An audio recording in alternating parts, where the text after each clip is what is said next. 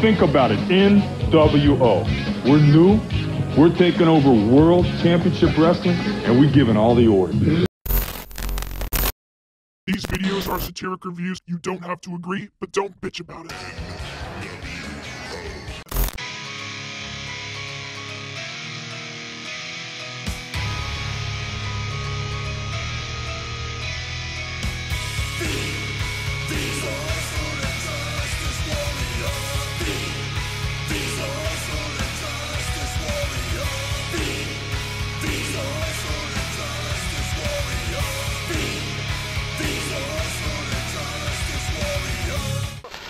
I hate this channel.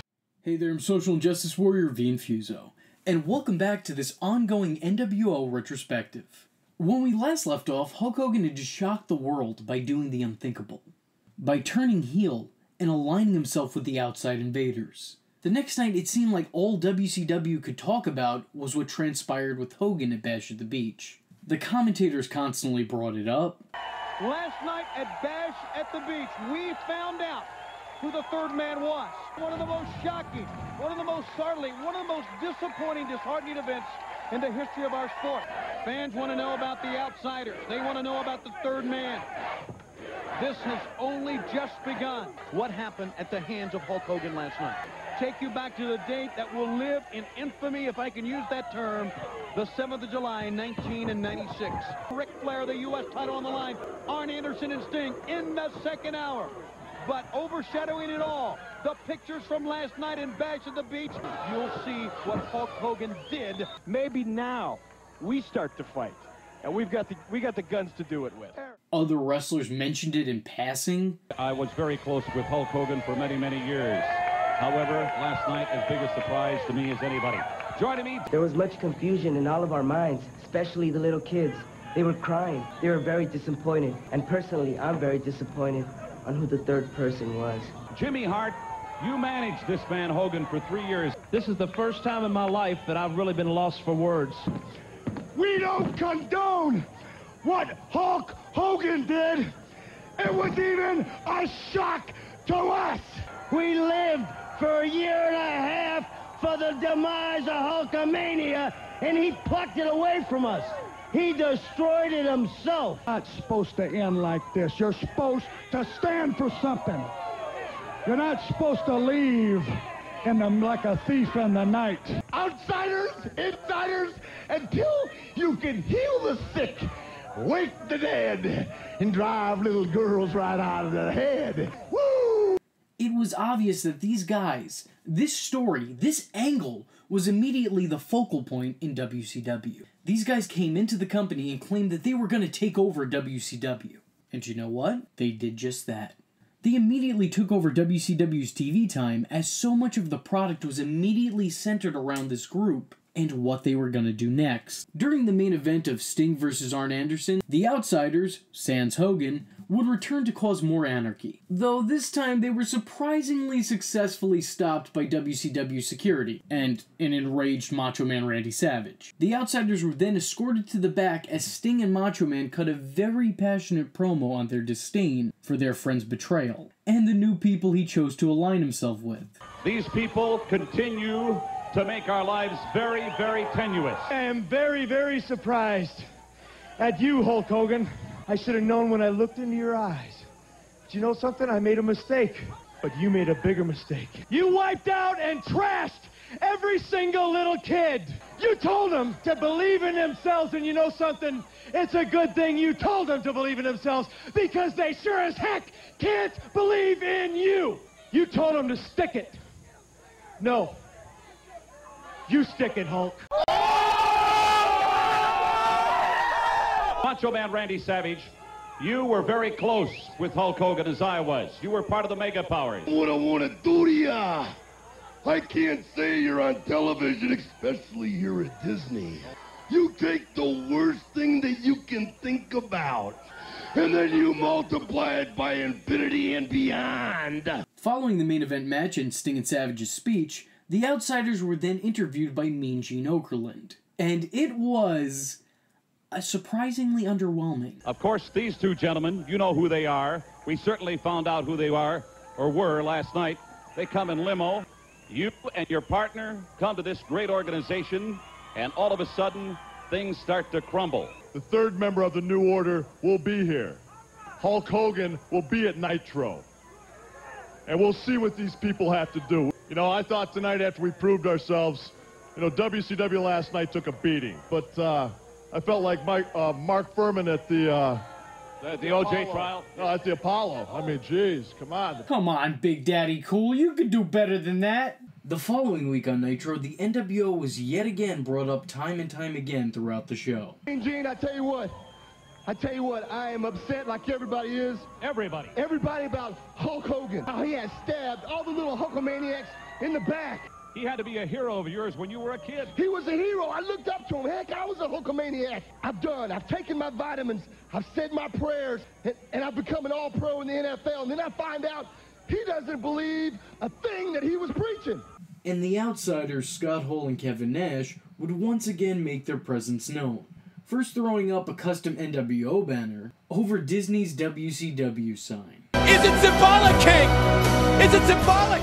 And then later interrupting that night's main event between Lex Luger and Big Bubba Rogers, better known to most wrestling fans as the Big Boss Man. They'd beat down Lex Luger as Hulk Hogan appeared and casually strolled to the ring. When he finally did get to the ring, he'd give out orders to his teammates as they proceeded to beat down the total package, before extending a hand to Big Bubba Rogers, inviting him to join their growing team. He smartly accepted, and for his troubles, he was made just another statistic.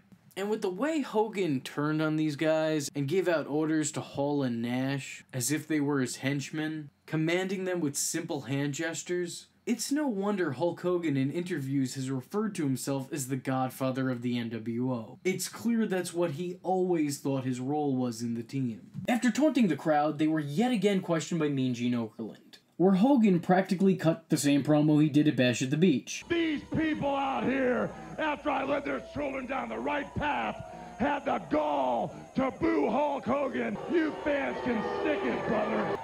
Hulk Hogan is bigger than the sport of professional wrestling. Where Hulk Hogan goes, that's where professional wrestling goes.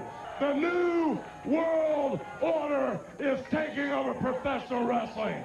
And with the outsiders, the new blood, the foundation of the new world order, we shall rule the wrestling world. Well, these are the renegades, brother.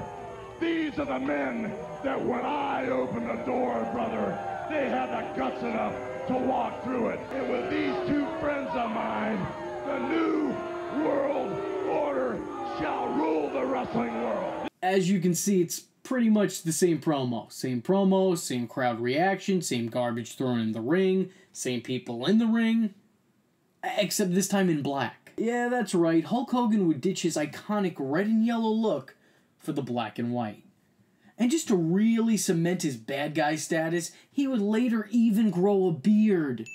Because everyone knows only bad guys have beards. I mean, that's just fact. And just to really piss people off and let them know what he thought of himself, he then christened himself Hollywood Hulk Hogan. Hollywood Hulk Hogan. Listen, Hulkster, brother, I mean, I just don't know that your movie career makes you an A-lister. I mean, sure, yeah, you were in Rocky 3, but you were also in Mr. Nanny, Suburban Commando, No Holds Barred, and Romeo and Juliet. So, you know, maybe don't. Maybe just don't. By the way, if I ever got into a wrestling ring, you'll all know me as, straight to DVD, the Infuso. Now, in the past, I've spoke about my disliking for Hulk Hogan. And when I said that, I thought I was pretty clear that I meant Hulk Hogan the character, and not Terry Bollea. Because quite frankly, I don't know Terry Bollea. But a whole bunch of you in the comment sections lost your minds, because if I said I didn't like Hulk Hogan, it must be for some sort of PC reasons, and I must be a diehard SJW. You know, because it's impossible for me to just not like something, I guess. But in actuality, Hulk Hogan was always a bit too campy and a bit too unrealistically heroic for my liking. I never really got into Hulk Hogan. Outside of his team with the Macho Man, the Mega Powers were great. And while I didn't like Hulk Hogan, Hollywood Hogan was a completely different story. Hogan for a while still had a very campy nature to him with his actions and mannerisms, and even some of the things he said. Look, I'm sorry, there's no intimidating way of saying you're gonna kick somebody's butt outside of that one SpongeBob episode. But Hogan looked like a badass, and his association with Hall and Nash gave him a little bit more credibility to younger fans such as myself at the time. Hogan as a heel also sounded a lot more legitimate to me. I never believed he meant what he said as the Hulkster, but as Hollywood, his words had much more conviction. Anyway. Most notably, though, during this promo, the Hollywoodster challenged his old rival, the then World Heavyweight Champion, the Giant, to a match at the upcoming Hog Wild event for his big gold belt. He threatened to take the WCW's top prize and turned it into the NWO's brand new toy. And at Hog Wild, brother, on August the 10th, if the Giant has got guts enough, we're going to take the WCW belt, make it the New World Order belt, and we shall reign supreme. I can't believe it. He has challenged the Giant. If Ted Turner has any boys in the back that have any guts at all, come on out right now. We've got chairs in the ring.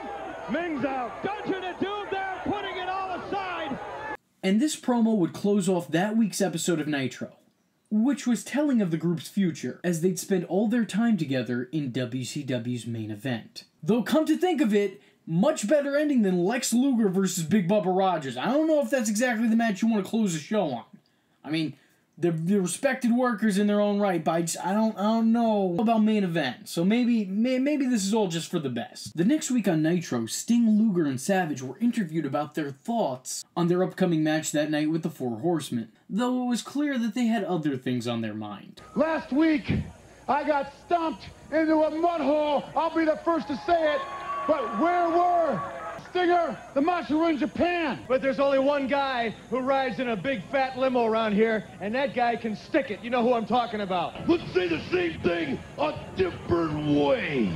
I want Hogan here. I want the Outsiders here. Let's do it. As you know, Lex Luger and Sting are going to be facing the Outsiders at Hog Wild. The Outsiders would once again invade WCW, though this time they would take their grievances behind the scenes instead of out in the ring. And hey, that's a smart move. I hear that's how Shawn Michaels used to get things done back around this time too. Hall and Nash would intrude, not in the arena, but instead would head to the production truck's control room, which was yet another thing that just wasn't done in wrestling before this. Hell, I doubt that there was many people who would even think of doing such a thing. Wait a minute, they are completely hijacking this program. We need to get security. They could completely cut us off the air right now. Hey, ground control to Major Tom. Hey, come on, tell them to pan the crowd. Pan the crowd, man. We're looking for somebody. Hold on, security in the control room. Six, shoot the crowd, six. Easy, man. Woo! Look at us. Do we look like movie stars? Wow, okay. Back to the ring here. We're trying to do a show. Oh, Doug's always pick on us. All right, everybody in my trailer for pot pies and Mountain Dew. We all know that the O in NWO stands for order, but it could have very easily stood for original, because that's exactly what this group and this angle was. That same night, and not too long after the attempted hostile takeover, the Giant came to the ring with some choice words for Hulk Hogan upon accepting his challenge. Hogan, when I came into WCW, my mission was to win the World Heavyweight Championship. I did that. While you've been up in Hollywood, making movies, trying to win an Oscar, I've been wreaking havoc in WCW. At Sturgis, we're gonna choke slam him in the middle of the ring. That's what we're gonna do. Sting, Luger, and Savage would win their matchup against the Horseman lineup of Benoit, Flair, and before they took to the mic to hype up their upcoming match at Hog Wild against the team of Hall and Nash. Outsiders, I got an inside scoop. I'm not one for reading horoscopes or anything, but I just so happened to be thumbing through the pages in the paper the other day, and Sturgis is going to be real bad. And Stinger, come on, man, you're better than this. What even was that? Get out of here. You're upsetting me. Bad one for Leo. A real bad day for Leos. That makes both of you guys Leos, yeah.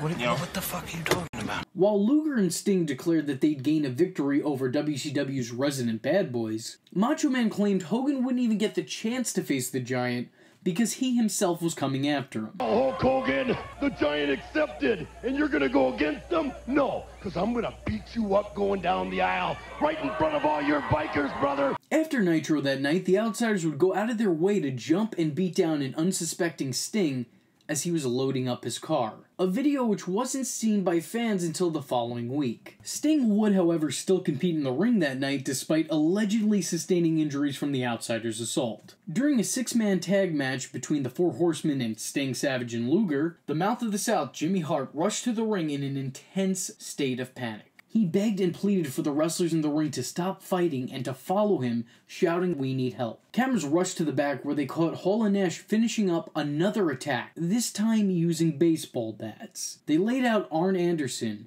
a pre-buff Bagwell, and his tag team partner at the time, Scotty Riggs, before launching Rey Mysterio headfirst into a truck. Who's that jumping out the sky? R.E.Y. Mysterio.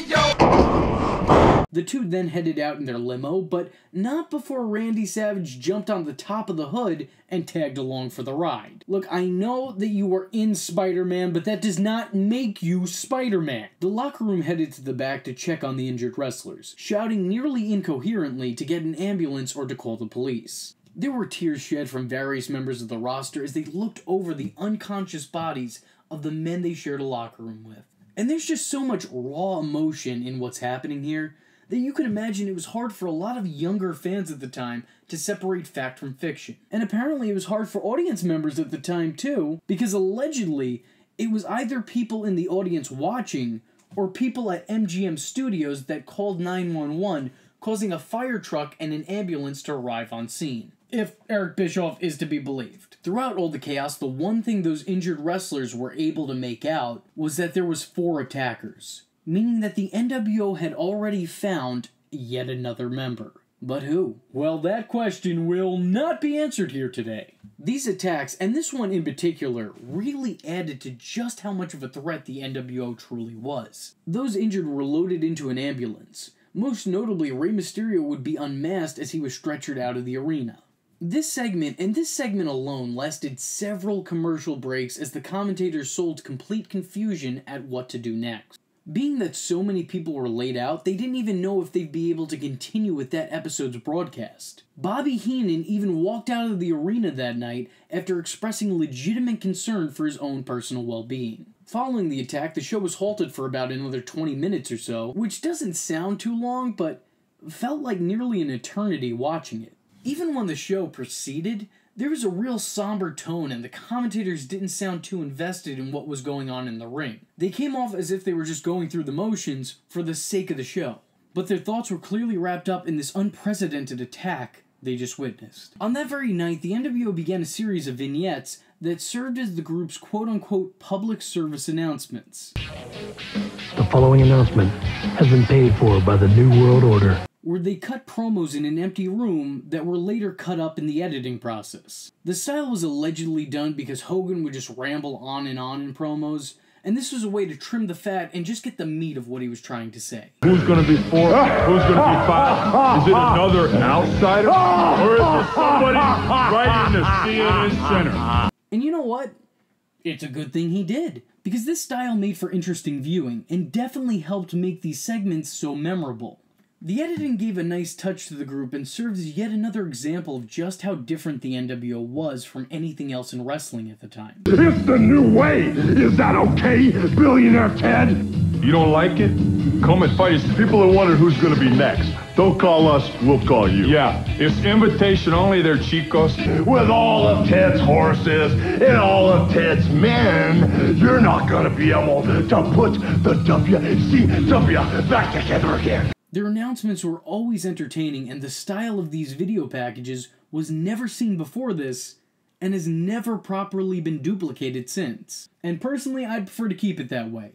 Just leave the memories alone. That Nitro episode would end with the Giant getting a victory over Greg the Hammer Valentine, and cutting a promo mocking the Huckster, where he talked about how Hulk Hogan conned America. Well, you know something, Mean Gene? I've been to the top of the mountain, brother. I've walked through the valley of the shadow of death. He conned America. And man, it's weird seeing Baby Big Show be turned face by proxy of Hogan being a heel. Before this, he was an unstoppable force, a big, angry ogre who did less talking and a lot more walking. And when I say walking, of course, I mean choke slamming. And now, he's trying to be funny and get the crowd on his side, and it just doesn't work. The turn feels so unnatural, and Big Show is still really early into his career, so he couldn't turn things around the way the company wanted. And at this point in time, he kinda sucks at articulating himself. Yet he's being presented like WCW's Great White Hope. And I hope by this point that I've articulated just how over this story was. The whole wrestling world was taking notice to the outsiders in Hogan. Even those who booed him religiously on WCW programming before this. This had become must-see TV. And WCW capitalized off this by having it be the focal point in their programming each and every week on Nitro. They mentioned the NWO incidents continually throughout their broadcasts, even during segments that had nothing to do with the matter at hand. The New World Order, what's your take on what's going on right now? Hulk, what have you done? What have you done to us? Not just your friends, not just your family, not just your countrymen, but his fans. What's wrong with you, Hulk? On a following episode of Nitro, the NWO would send their condolences for the death of WCW, with a funeral bouquet of flowers. They left us a nice little note, and it says condolences on the death of WCW. And hey guys, I get it, that's a really nice gesture, but you might want to hold off on that until Vince Russo gets signed to the company. But you know, it's the thought that counts. You guys are good guys. You guys are good guys. Mean Gene interviewed Macho Man, you know, when he said that he wasn't even going to make it to Hog Wild to face the Giant, because he was going to get to him. He obviously wasn't going to make good on that promise. However, he did manage to cut a deal that stated he'd get the first crack at taking the title off the winner of the Hogan Giant match at Hog Wild. I cut a deal only because I had to. Back against the wall. The NWO, for as much destruction as they caused, they did help ignite a sense of brand loyalty in the WCW locker room. With guys on the roster who had never interacted before, and men who were once rivals now all banding together to put a stop to what they felt was plaguing their company. Wrestlers were now coming out to watch over and guard the ring, acting as additional security should the NWO decide to come and attack. All these men worked together, all in the name of the company that they worked for.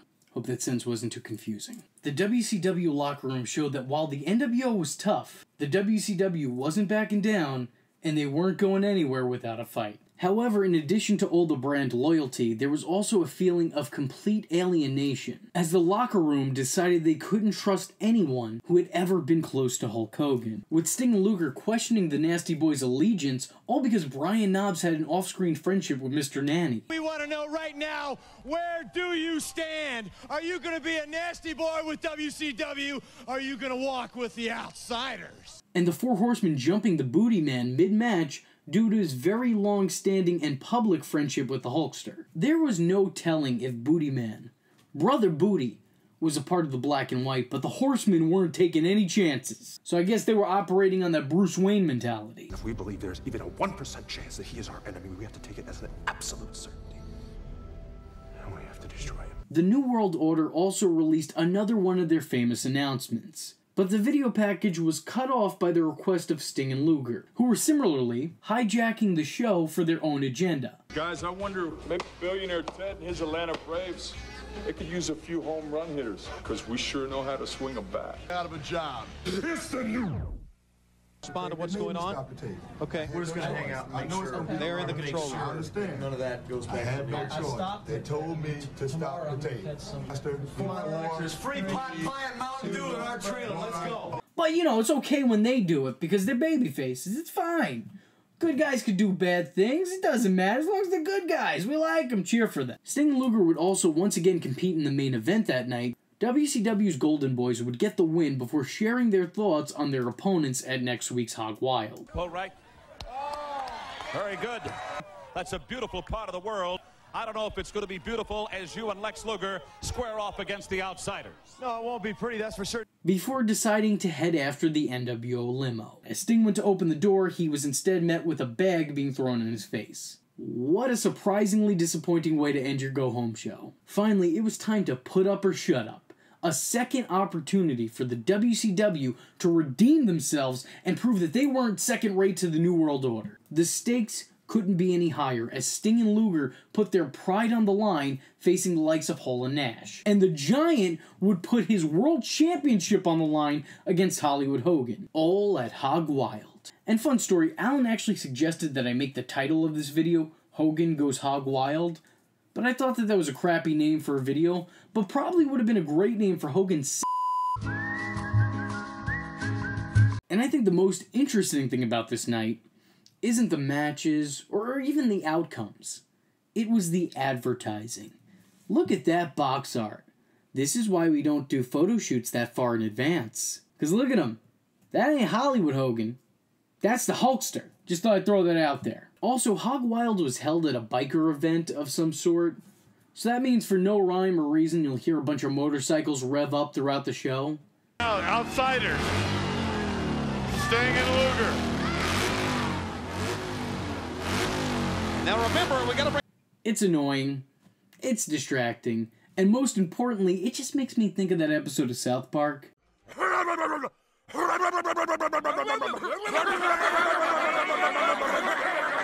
Guys, I'm not even exaggerating. The only thing louder than the bikes at Hog Wild was Lex Luger's selling.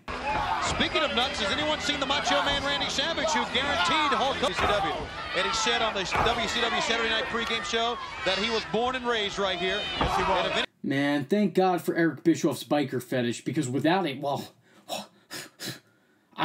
I just don't know where WCW would be. Sting and Luger fought the Outsiders, and Sting, I don't know what you were trying to go for with that bandana, but I don't mind telling you that it's not working. Take that crap off and never do it again. Anyway, Hall and Nash took on Sting and Luger, which resulted in yet another intense back-and-forth match that truly felt like it could have gone either way throughout. You could just feel how important the win was for both teams. You could see that losing was just not an option for either set of men. The match ended pretty surprisingly when referee Nick Patrick did this. Whatever this is. I couldn't really tell you. It looks like he tried to act like he got hit in the face, then inadvertently somehow took out the knee of Luger, allowing the Outsiders to get the victory. I don't know. And poor guy, look at good old Nick Patrick. That man could be seriously injured. I hope there's an ambulance on hand. The main event between Hogan and Giant with the Mouth of the South Jimmy Hart in his corner was very underwhelming to say the least.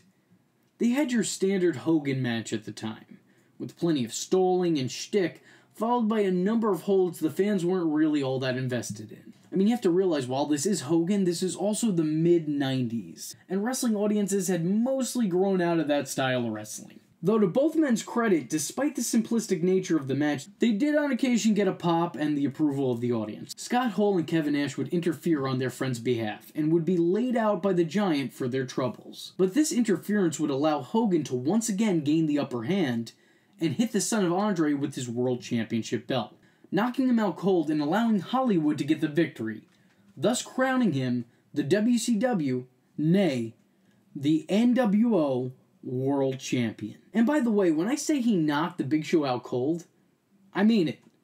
The Giant sold the title shot for almost 10 minutes after the match. There he is lifeless throughout Hogan's celebration with the belt and the after-match promo. Just stays there. Just stay like a corpse.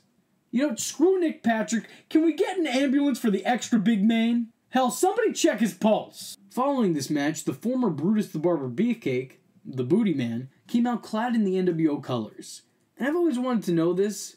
Where does one get all these alternative NWO shirts? Because the only ones that I've seen that are available to purchase are the regular NWO shirts. You know, the ones I parody in my SIJW t-shirts. And by the way, if you want an NWO parody SIJW t-shirt, you just gotta go to my PayPal. That's all you gotta do. That's all you gotta do. Brother Broody came to the ring with a cake, celebrating both Hogan's victory and Hogan's upcoming birthday, as this event took place one day before it.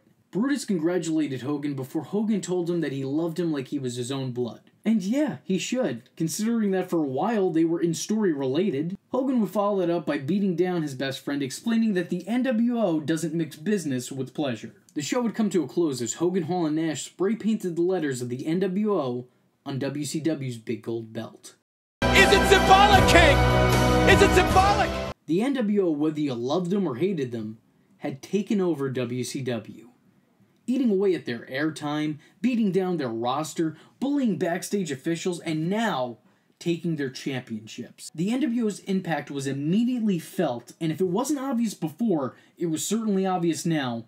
The WCW would never be the same again. One thing you gotta remember is, as long as I have this, the WCW World Heavyweight Championship belt, nothing in WCW can go wrong.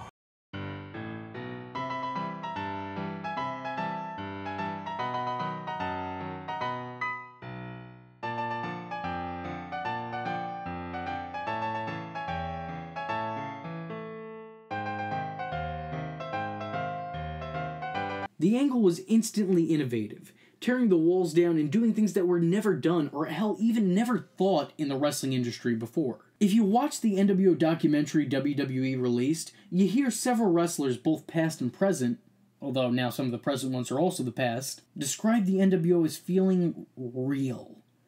And you know what? They're not wrong. The NWO didn't feel like a wrestling faction. They felt like a gang. They didn't seem like wrestlers in a feud, they seemed like two rival groups in a turf war. That's what captured the investment of fans at the time. And I think it could be argued that the NWO helped redefine wrestling for a 90s audience. And even on some levels, kick-started the WWF's Attitude Era. Regardless, these men changed the face of the sport. It's entertainment. But alas, we're going to cut things off here for now. But don't worry, we'll be picking them up relatively soon with the Nexus of the NWO. Where did they get this stuff? Well, let me tell you something, brother. You're watching the Social Injustice Warrior, V Infuso's channel, dude. So if you like the words that came out of his mouth hole, and you too want to become a V-tard, don't forget to like and subscribe, and click that little bell icon to get updates and notifications. Ooh, tell him what up, Mach. Ooh, yeah. Follow the man on Twitter, yeah, because we all know it's not stalking if it's on the internet, yeah. Join the madness by joining the Discord, and if you have a moment of time and a free $1 to spare, head over to the SIJW's Patreon, dig it, where you can request videos, get exclusive videos, and early access to content, yeah. Or go down to PayPal, where you can buy the shirts, brother. But most importantly, just remember, if you're not tuning in, then you're missing out.